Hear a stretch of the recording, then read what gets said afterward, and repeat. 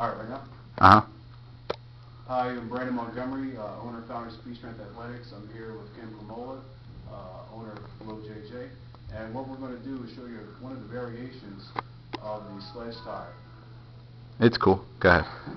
Alright, and what you want to do is you have a good stance, like a staggered stance, as if you're about to go in for a takedown, or if you're a boxer, you got the split foot stance. Okay, now watch my footwork. Every time I turn, there's going to be a balance transfer, like if I'm throwing a hook, then coming over here with a cross. See the foot transfer? Boom, boom. Now what I want to do at the same time, I want to turn, come over, use my transverse plane power, I'm going to rotate, come down.